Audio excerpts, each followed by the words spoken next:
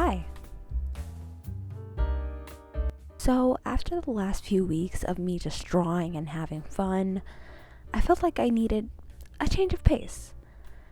I had this weird nagging feeling that I was missing something in my art, but I didn't know exactly what.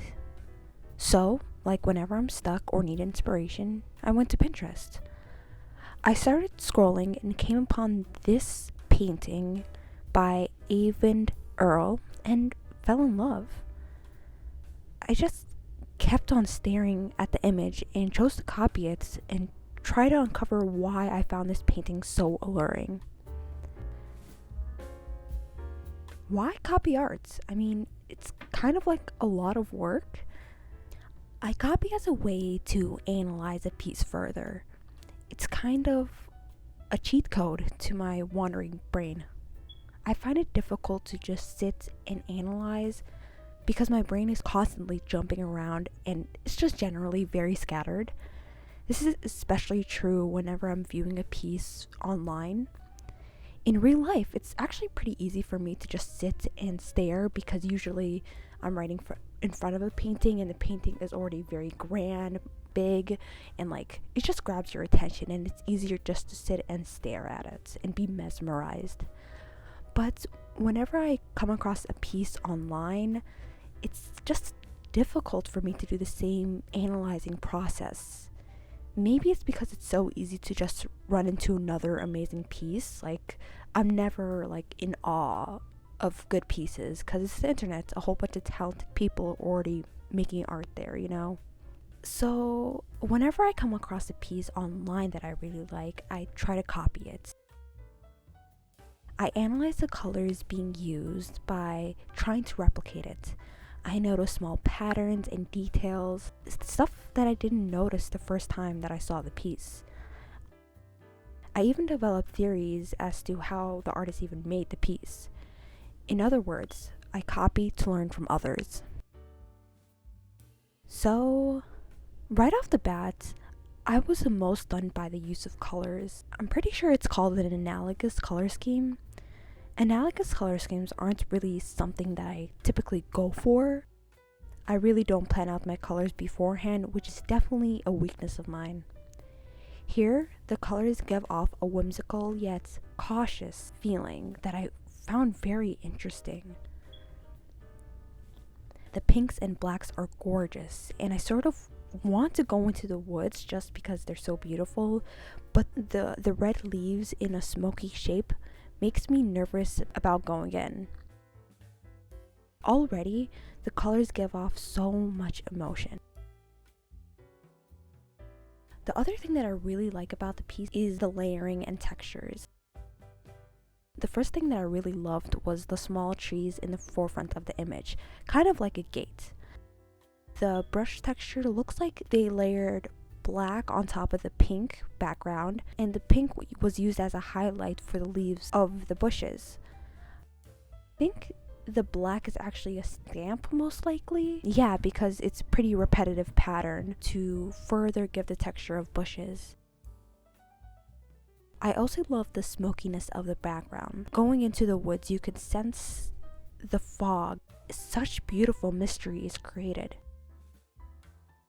And the creative use of red leaves and trees as a sort of gate, a warning to stay out or enter at your own risk. There's so much storytelling in this one image. The piece is called Crimson Glory by Eyvind Earle. I think that's how you say his name, in 1988. I typed in the name into Pinterest and I was so shocked. I've already seen his work before and loved it. I saw and loved a lot of his art, but I didn't realize they were made by the same person, which is kind of stupid because he has a very distinctive style. So who is this guy? From what I can tell, Eyvind Earle is an American artist and illustrator. He's known for his work for Disney as a background illustrator in the 1950s. I really want to learn more about him, and will do so in the future. I'm really interested in researching his technique.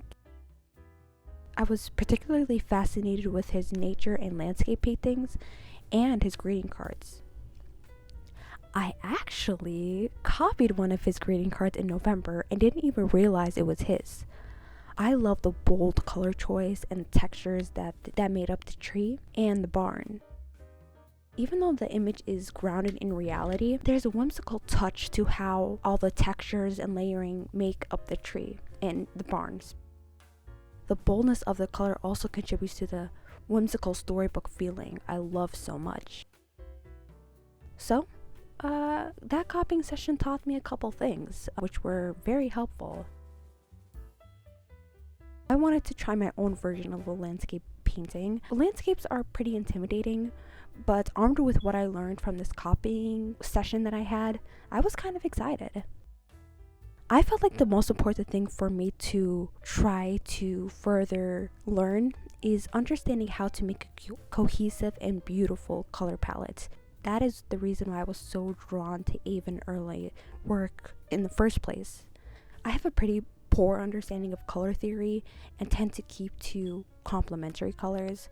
So the first thing that I did was try to find the right colors from the beginning. Colors are the most fundamental part of a piece.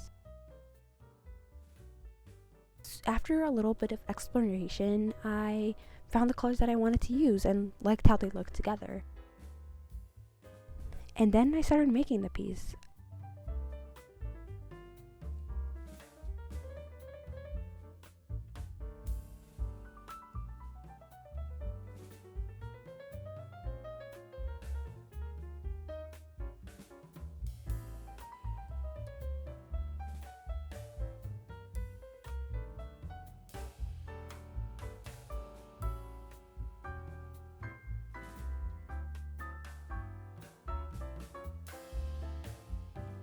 I think it turned out okay for just making it in an hour and a half.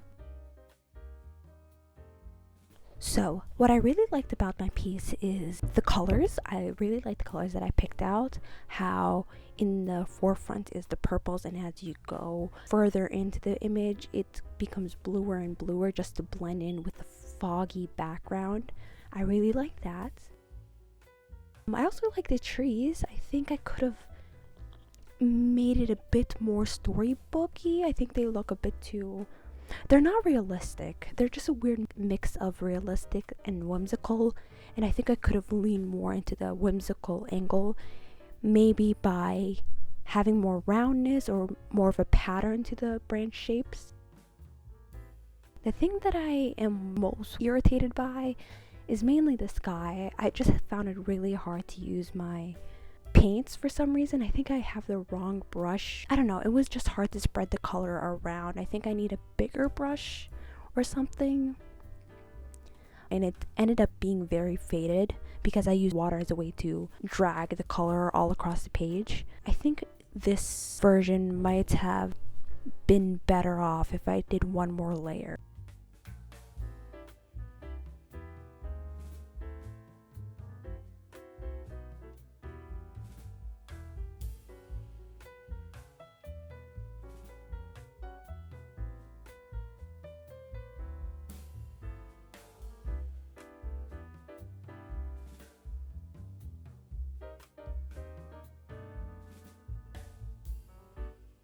I felt like the image wasn't really finished after this, so for some reason I used like a yellow to emphasize the deadness of the trees because I wanted to be like sort of a winter scene. I don't know how I feel about putting down the yellow, but I did. And this was the end result. That's this week studying landscape arts. And it was kind of intimidating, but I want to do more of it. I also want to learn how to be more quick and less precious about every brush stroke or pencil stroke. I really want to internalize my value in art. Feeling is better than perfection. I don't need it to be perfect. I just want to put down my feelings onto paper.